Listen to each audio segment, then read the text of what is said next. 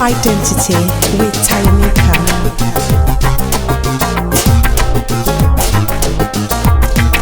Hi everyone, welcome to another episode of Explore Your Identity. I'm Taya Yus.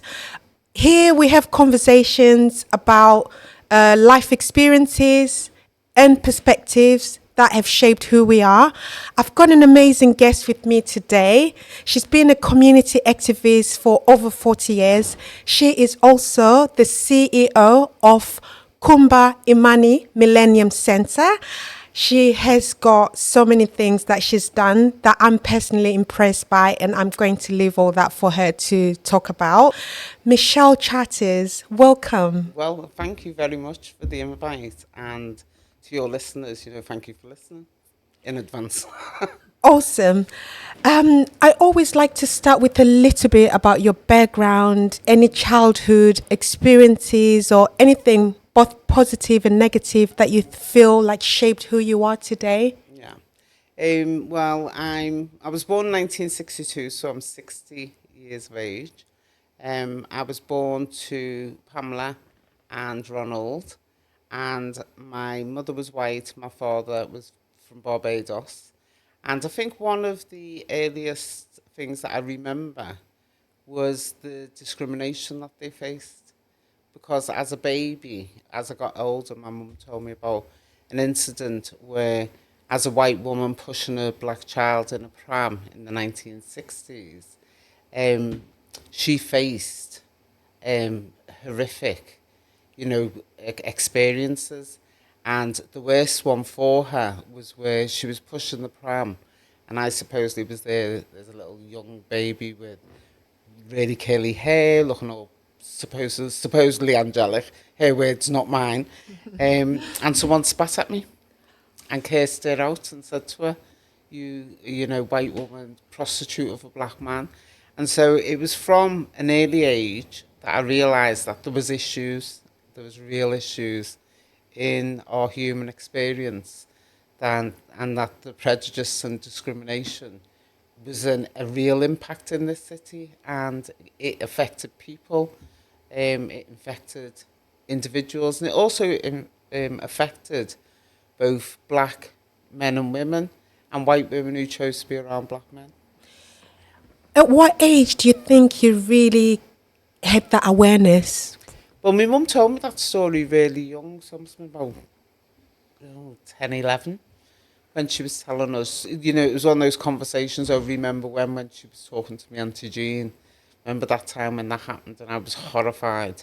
7 years later, I get involved in the Charles Wotton Centre, and I'm surrounded by really key peers who are fighting racism and discrimination and tackling the exclusion that we face as a community in this city, even though we're one of the oldest and longest continuous black presence cities in the UK and Europe. So at 17, I realised that it's still going on. I realised that doors are still closed.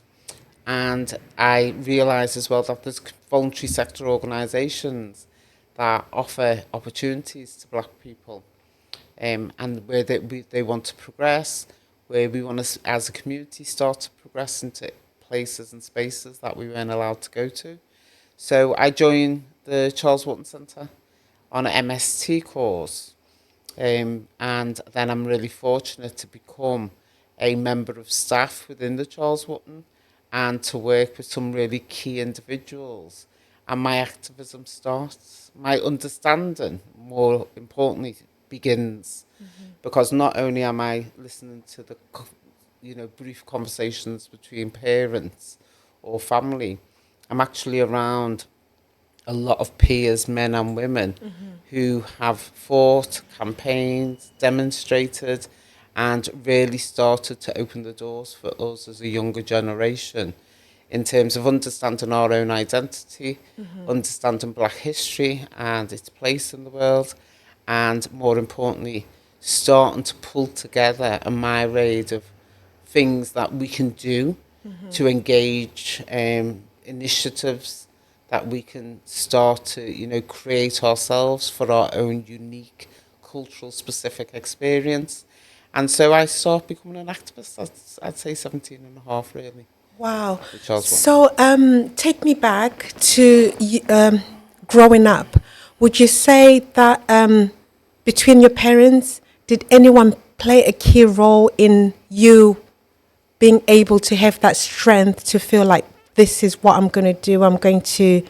Obviously, you didn't realize you were being an activist, but was there like any key figures in your childhood that kind of gave you that strength? Because it's not easy. My parents, my father is Ronald Gilks, who was a well-known activist himself. Oh. And I think it's not until I get into my 30s really that I realise how much alike I am Yes. of him, and I'm doing similar things that he did, and I'm working in ways that he did. But it's my mother, surprisingly, my white mother, who instills in me and her other children, you know, the importance of one, understanding education. Yes. And not just formal education, but, you know, informal, by reading, by looking outside of, you know, just family and community, by understanding how everybody has a part to play in society. So there's a mixture of the both of them. So I'm very fortunate. at 17, here you are on this new journey. Take us through, like, where... I'm a little angry 17-year-old who all of a sudden realises that, you know, sits there watching television and goes, hang on a minute, there's no black people on the television. Yeah. And, you know, criticising And what isn't happening. how did that make you feel? It made me feel angry at the time. Yeah. But the other thing that it made me feel is determined. And that determination is the thing that's kept me going for the last 40 years. The determination to make change, the determination to participate, the determination to share my experiences and to learn from others. I truly believe that every single day is a learning opportunity. There's no expert in no field, because we're looking at a society that, like in terms of historical context, Black history is being made and uncovered every single day. You know, so you can't say, you can say, yes, I've studied for so many years, but we're making history all the time. I think we're also uncovering the facts of our history, and that's absolutely critical and crucial to be able to have valid conversations that have got primary source evidence that show that maybe when someone's saying something, it's not right. Yes. And you've got the evidence to prove it. So I think that over the years, I've been really fortunate. I've been surrounded by some amazing peers. I've worked alongside some amazing colleagues, and I've got really good friends. So I've got a good balance. So, because your journey is like 40 years, a 40-year journey of activism, what are some of the challenges that you've kind of faced along the way? Because I'm sure there's many. There's a half an hour interview isn't going to cover. Yeah. What we've faced. What I can say is what the impact has been and what we've created. Yes. So the Charles Wotton education resource, it truly educated not only me, but hundreds of others who went on either into activism or went on into professions and academia. There's also, from there, I learn and understand the importance of playing your role within community and offering the community what you're good at as an additional tool for engagement. So I go from the Charles Wotton, I then move into LMU, which at the time was a small project that became a academy, that became an independent Ofsted registered school, headed by Gloria Hire MBA. Oh, yes. So I'm there, and I get a really good another learning journey and curve from my time at LMU.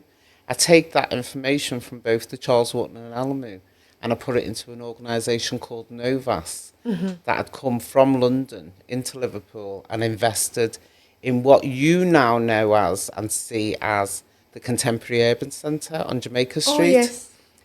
when I became a community development and regeneration worker, the manager for Novas, that was just a building. That was an empty building that had buddleia plants growing out of it that we called the buddleia. There was also no other projects in that area, in the Baltic Triangle, what you now know as the Baltic Triangle. Um, so it was Novas really, through our local knowledge and their money, that we create what you see today as a contemporary urban centre, which then kind of really supercharges the idea that people can work and set up projects there. And I heard a few weeks ago someone saying in, I think it was like the internet, oh, we started the Baltic, and I thought, no, you never, because there was work. Novas had invested and had a building on that site for years before anybody else really started to invest and to push. So that's one thing that I can't stand. I can't stand when people take credit. Yes. And that's why it's always good to have the knowledge, to have the experience, and more importantly, to have the proof to show when things changed and when things started to change in Liverpool for us as a community. Wow, that's amazing. I want to kind of move on to your current path, where you are now. But I know in terms of your work with the Kumba Imani. Well, if I start, I've got my path's not. It's not that. I say it's not that important, but I know that a lot of the work I have done has made a difference alongside people that I've worked with. So we talk about LMU, we talk about Novas. I then move into Cumber. So from a employment perspective, I go into Cumber, which is kind of like fate and quite weird, really, because whilst I was at the Charles Wotton, I was a member of the Liverpool Black Sisters, which worked in a basement in the Charles Wotton Centre. Is it okay if you tell us a little bit about that before you move on? Yeah, because it's a lot. Yeah. And Liverpool Black Sisters that needs a documentary, not half an hour interview. I think so. But Liverpool Black Sisters in the Charles Wotton is running from a basement. They've been going for a while. They were called something else and changed to Liverpool Black Sisters. They work from the basement. They start to address the issues for black women and for white women with black children. They offer some support systems, but they're really renowned for their campaign and for their demonstrating and for also looking at cultural specific needs and addressing those needs. Unfortunately, it's from basements, and the only time that they go from a basement is they move into a coach house, and I mean a coach house, a small coach house by Grove Street. But then they're really fortunate to move into the basement again of the Liverpool 8 Law Centre, which was a super important voluntary sector organisation for the community that dealt with the legal support that we required, as well as education. So they're in the basement of the Liverpool 8 Law Centre, and the opportunity comes through Millennium Commission funding and ERDF funding to get some capital funds for 10 black organisations across the country. And so the staff and the board at that time said, right, that's it, we're going for our own building. They'd already identified the site, and they start the work to develop with all the partners they've made and all the supporters that they've created over that. By that time, it must have been about 2 decades of work. They pulled together 3.2 million to build what you see today as the Cumber Millennium Centre. So I, in honour of the contribution of so many black women and partners and men and everybody who supported the Liverpool Black Sisters in the initial period, I always acknowledge that Cumber Millennium Centre is the legacy of the work of the Liverpool Black Sisters. They knew that we needed our own space, they knew that we needed our own place, and it was really in a prominent position. It's the only new build on Princess Road and Princess Avenue, that boulevard, that historical boulevard. It's on the main thoroughfare into the city, out of the city. It has a lot of traffic, but also it's quite ironic that it's on a building. It's on the land where the first African federal club was established. So Historic. yeah, so it's got historic men, historic women, all wrapped up in this building. So it's been an honour and a privilege, a real privilege, to head it up over the last, we're coming up to 18 years now. Wow. It's a long time, Yes. but it's a really amazing community resource. It's gone through changes as it has had to. You know, in terms of audit and review, you have to constantly check how your business is going. Yes. And if, you know, if something's not working, changes need to be made. But it's at a really good place at the moment. We've got 6 tenants, all charities, except for the MP, who's got her constituency office there. And they all work with the most vulnerable in society. So we support people from mental health. You know, there has been through disabilities, there's been refugee asylum seeker support, there's all kinds that goes on. We've just recently got a new tenant called Merseyside Law, who are now giving free pro bono legal advice to people who require that additional help. So Cumber Marnie has become a multicultural, multi-purpose community resource. That's what I see from it. It's very multicultural. Yeah. And it's such a beautiful space, the building, just driving It's an past. expensive space. Oh, yeah, you can And tell. not being helped by British Gas at the moment, but Yeah. let's not go down that route. Yes. At the end of the day, what it is, it's a space for the community. It's had, when they built the building, they acquired a 125-year lease. We are only 20 years in next year, so we've still got 105 years of a lease for the community and the community resource. So it's an important space in that sense. Hopefully we'll see lots of change. In terms of what we've done and what we've created at Cumber, not only have we been a tenant to other key charities, but we've also, more recently, because to be quite truthful, for the first 14 years, I was just working to protect the building and to keep the building for the community. And it's not until 2018 that I actually go to the National Lottery and ask for money to start to do some community development work, rather than, you know, just running a building.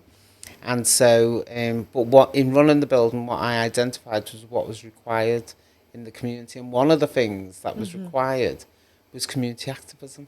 Yes. And so I was talking to a funder, a local funder, John Moore's Foundation, and they said to me, but Michelle, you're a community activist. What would you have liked if you had the opportunity to just ask for anything? And I said, training.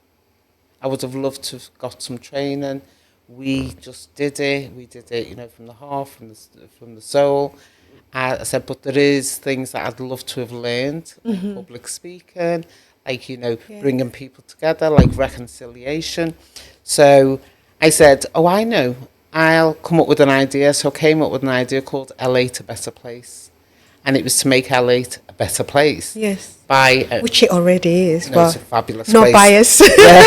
But it was to make sure that the community had the opportunity to say what they wanted, not for us as an organisation to dictate what we felt they needed. So I went to the lottery and I said, give me some money and I'll aim to get 15 community activists interested and trained and, you know, available for the community. And I'm really pleased to say that in the years that we've been running L8 a Better Place, there's over 200 people who've been involved in either training, activism. They've been involved in our projects, and they've actually gone on to deliver their own projects. So at the moment, we've actually got a number of projects within the organisation, but we've also got, which I'm really proud of, is the reputation now of being able to deliver some key events. And if I can add that 40 years of work's gone down to 2 little pieces of paper. Nice. I'm 60 years of age, so please don't expect me to remember numbers. But what we have got at Cumbernamarny is we've got the NIA Black Business Support. Which I was a part of, was it 2021? Yeah. Yeah, that was a lovely event as well. Yeah. So we've got business support for black businesses, and we act as a connector between the individual or the business and the wider business economy, the public and private sector. And that's come out of research that we did, that we were commissioned by the Liverpool City Regent, Steve Rotherham, to deliver. And we ended up giving him back an 80-page document that said why black businesses feel they're not included was that in with the Gloria? City region. Gloria Hyatt and as I teach think consultancy. I do remember she did get in touch during the research process. Her and also the Women's Org. So we were the lead, we were the ones who pulled it together. They were the two that delivered it, and we're really proud of that collaboration between the three of us. And we did a really up-to-date document. And out of that has now come that commitment from Cumber to employ Saba Ahmed to be the business connector for the Cumbernamarny, but more importantly for the people. Yes. We've got a number of projects that have been going since 2018. So Coffee at the Cumber is a monthly sit round the table. It's organisations who come and talk about issues that affect them and how they can share information or, share opportunities. We've got Conversation Cafe, which happens every Monday, and held by a number of volunteers who were old volunteers and participants who are now activists in their own right, and they've took that onto another level. We've got the mentoring law program. We did that as a pilot, and we managed to get barristers to support and mentor young and some old people in the community who had an interest in getting into law. That was an 18-month project, and that was done in collaboration with Exchange Chambers. Exchange Chambers expanded that to Manchester and Leeds to their other offices because they saw the benefits of the Liverpool pilot. So we're really pleased about that. We've just recently, and only last week, seen the final product of Joe Ramsden, one of our community development workers, who's got an interest in interfaith and bringing faiths together. So the interfaith tour that took place last week was a major collaboration between Cumbernamarny's community development, Joe Ramsden, and Faith for Change, and all of the faith groups in our immediate vicinity. So the synagogue, the mosque, the Greek Orthodox Church, and the Christian churches. Nice. So that's just happened, and we kind of expected, we called it the Faith Walk, and we expected about maybe 15 to 20 people. Over 150 people came on that walk. So that was like super exciting. We've also been doing some education support and mentoring in schools. So that's going really well. And our other member of staff, Kobe Io Hudson, is actually kind of taking the lead on working with the schools and helping young people and the school system to understand the needs of the children that they've got going into their system. Is there a particular area in terms of the schools that you're working with, or it's all around? It's whoever has the need. We say L8, but we don't. We would go outside, because the main thing is it's about if someone's saying they need or they want or they're interested, then you don't knock them back just because we're called L8. It's about, and also the other thing is that the black community isn't just based in L8 anymore. No. It's expanded into the north and the south. So, and the other thing we've had for a long time, our WhatsApp group, L8 Organisations WhatsApp, which has got 128 participants from all sectors, including a few councillors and the MP. So, at a moment's notice, I can get a message out to 128 organisations or representatives of organisations. Wow. And That's very good influence. Yeah, that was really tested during COVID. Yes. When there was a spike of COVID in the Princes Park ward, and we needed to get the information out to other groups with language, in terms of different languages, and by City Council connecting with us on our L8 WhatsApp, organisation's WhatsApp, we were able to very quickly convert the health message from the council into specific, I think it was a 4 or 5 different languages, and get them out. So people knew not to take that risk and go out in that period of a spike. We've done loads of training courses, and the training courses includes activism, but it also includes reconciliation. So we're in the process now of developing a new training package that will come out of Cumber around our last 5-year journey. And we've done, I'm so pleased with this one, digital inclusion. And we've recently linked up with the Furniture Resource Group and distributed over 50 computers to families and individuals who could not afford that is a very good initiative. But also by working with I Am the Code, we've just distributed 10 coding computers. So, we're thinking about the next generation technology, the areas that they're thinking of getting into. And we've also, to finish it off, we've done some mental health research. So same as we did the business one, and out of the business came the opportunities for a new member of staff. Out of that came opportunities for black businesses to get their products into some of our key organisations and sectors in the city. We'll be publishing the mental health research in the next few weeks to see the impact on black people around mental health, and we've done that in collaboration with our key partners. So overall, we've only had the opportunity to talk about Cumber, but I have been involved as an individual and as a woman. I've been involved in, I was the chair of Black History Month.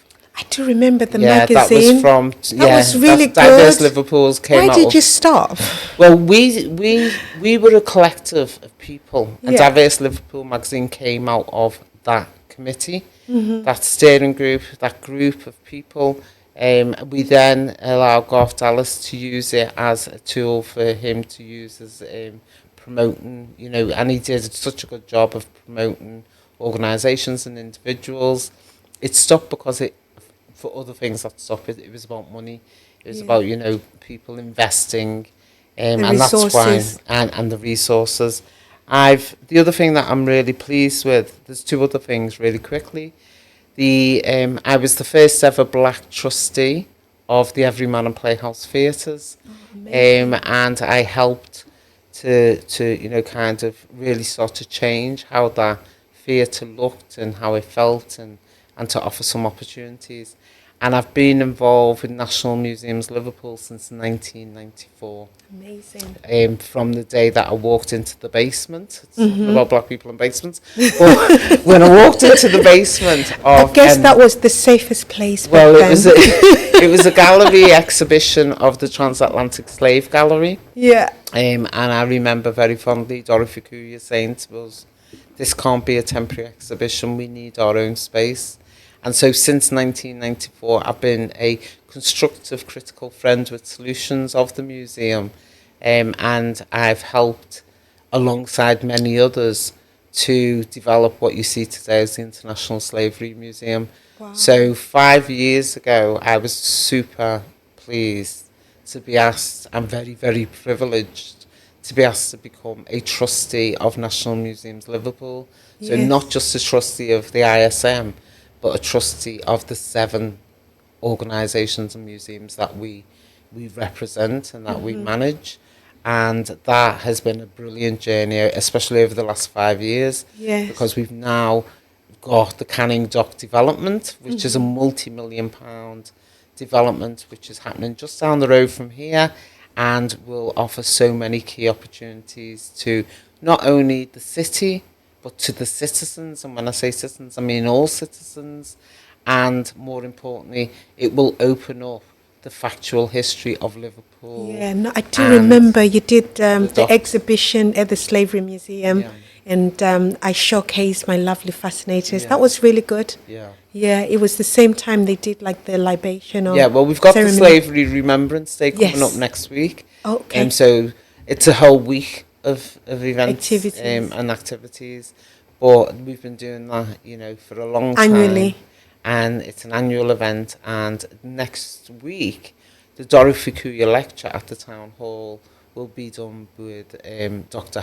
Hakeem Addy, the gentleman who's just been told at Chichester College that they're stopping the black studies and therefore stopping his job, in essence. So he'll be coming and sharing with us at Liverpool what's been going on for him, and hopefully, be able to get some support from people in Liverpool. So we've done a lot. I've done a lot. Yes. That's just a little snippet. But I have an open door policy at Cumber. So if people want to learn more about, what we've done.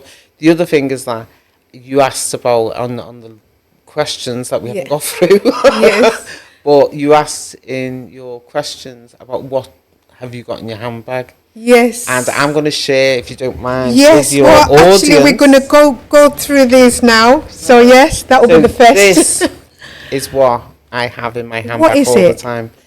I have books and books and books, and every single day for everything I've done goes into those books. So this is my Cumber book. Okay. And then I've got my National Museums book, and I've got my Every Man and Playhouse book, and I've got my Novas book. So my intention is that I will write my story. I will tell You have my to story. write that story. And I've got all the proof, not only through these books But it helps. of text, it really helps, especially as you're getting older, but Yeah. also with all the leaflets, the project plans, the notes, everything that I've ever done will go into a book, and that's my intention for the future, is to Wow. write my own story and to leave my my think contribution You are of how I did creating things. this legacy. You might not be consciously aware of it, but just listening to you, Yeah. I can just see this legacy that you've created and that you're going to live in this city and for Alongside future generations. many others, lots Yes. of us.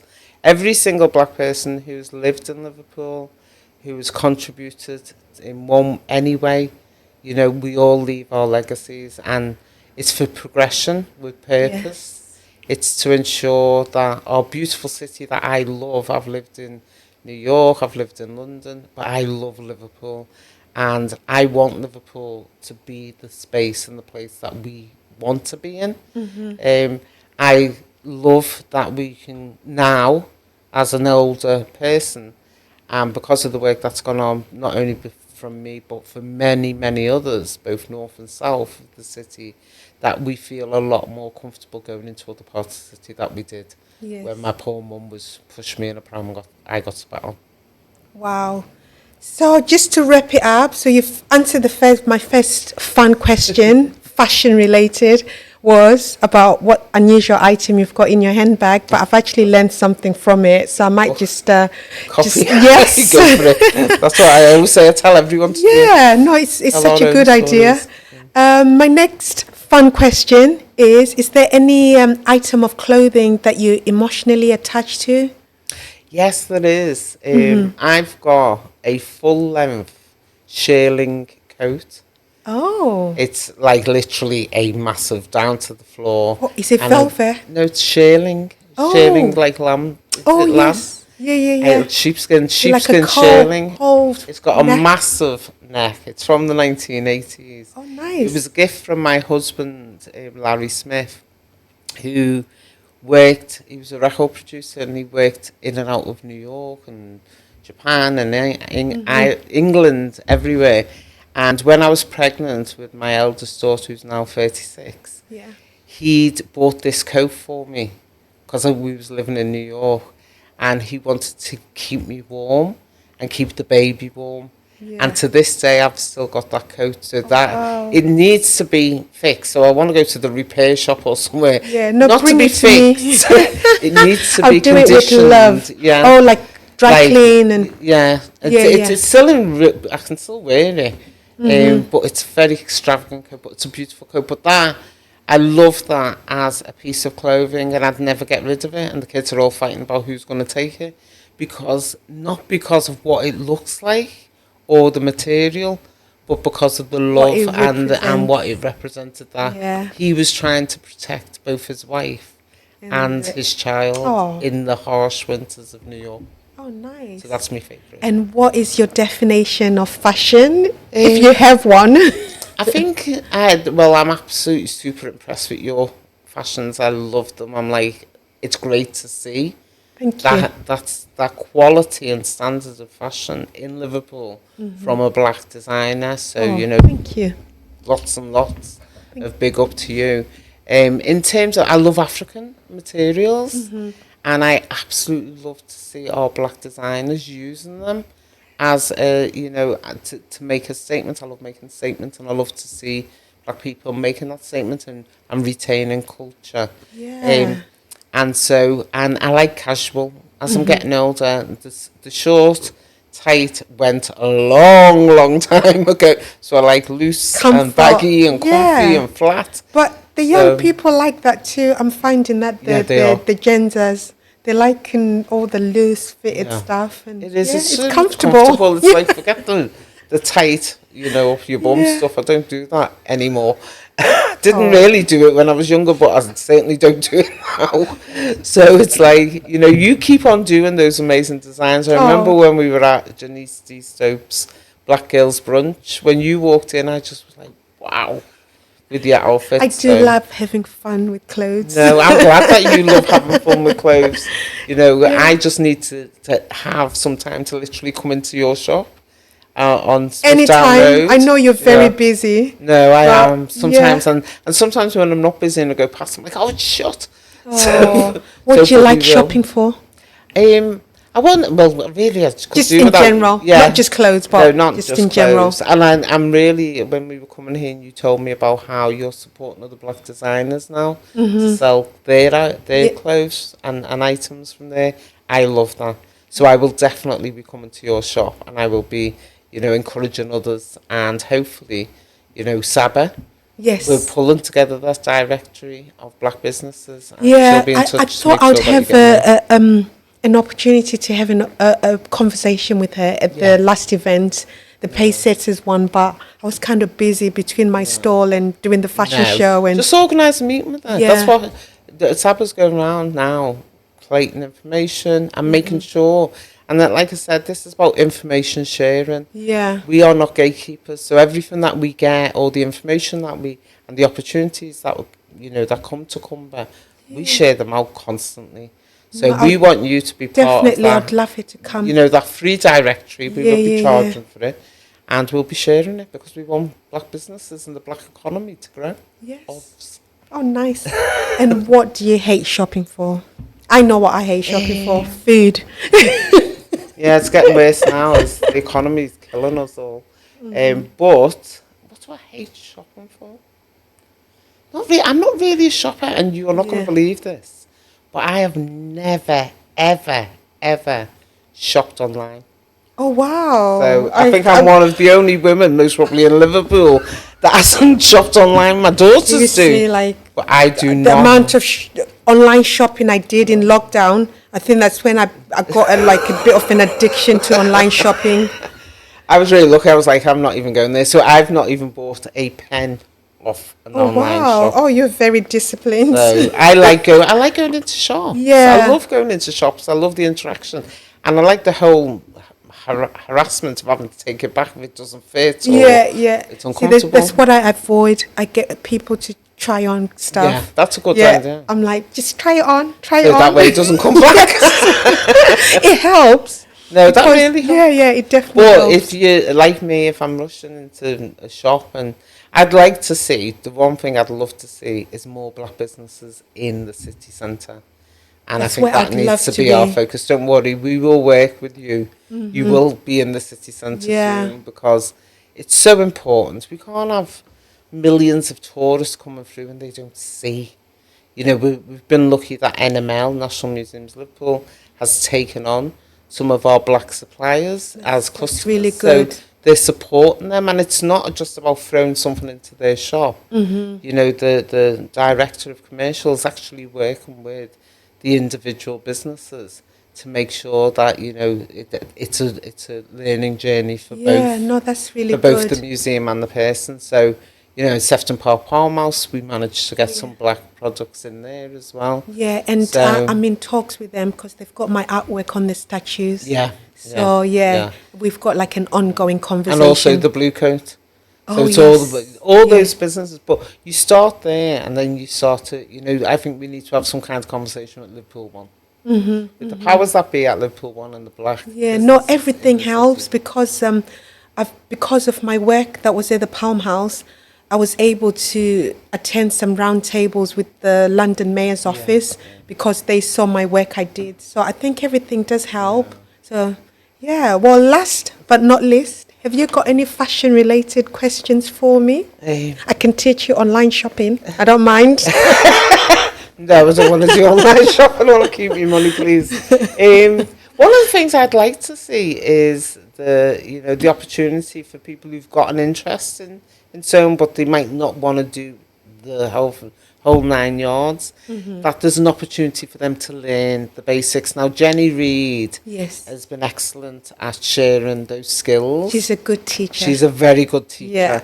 Yeah. But I'd like to see more people doing it as well. Yeah, well, Because Jenny's getting like super busy. yeah, no, at the it's moment. really interesting that you say that because for myself, what's been my interest in has been more like the fashion related apprenticeships, short courses that you're talking. Because one thing I realized is they've got not so much in Liverpool, but talking about the fashion industry as a whole, they have got like these apprenticeships, right, for young people. But what I discovered, myself included, I started my fashion career later on in life. And you find that there's a lot of people that are serious about fashion, but they start it later on and they don't have that opportunity to do an apprenticeship because it's geared at young people. And I feel like for the fashion industry, the older people are actually more skilled and they actually know what they want to do and how they want to do it. So I've been kind of looking at it from a wider context as well. I think if you do classes, you know, as well as saving and showcasing your amazing designs and serving the community with, you know, the opportunity to purchase them, it'd be great to see you doing some giving back and giving back through like low cost courses, because you've got to take into consideration the economic situation for us as a community in Liverpool. But low cost courses, and it could be, you know, from a pattern, how to read a pattern, to how to make curtains, to how to do bags, shoes. I've been watching. I've just recently got onto TikTok. Not that I'm putting anything on there, but I am scrolling it. Yeah. And I've been looking at the people who the shoe repair people who, you know, a really mingy shoe will turn up and then they change it into this bring amazing it back to life. art, and I'm like, wow. Yeah. So there's so many elements, but there's also, you know, I think fashion is important in terms of how we look, but I think it's even better when it's in our home. So I want to see lots of African and Caribbean, you know, artwork. I'd buy Caribbean and African artwork. We've got a few of Michelle Walker, Peter Walker's work, and I'd like to see that we take it seriously. Home, no, definitely. work, community, and you know, just our special space. So, like I said, Liverpool's a special space. The Liverpool community is special people for me, and you know, the rest of my contribution till the end of my days will always be to offer those opportunities to progress with purpose. Yes. And to put my little bit in alongside everybody else. So amazing. no one person's an island. I've had a few lessons from this conversation. One is about continuous learning. One is about purpose. And my new unusual item in my handbag would definitely be my notebook. So thank you so much for allowing me the honor to have this conversation with you. Thank you so much. Thank you. Explore your identity with Taimika.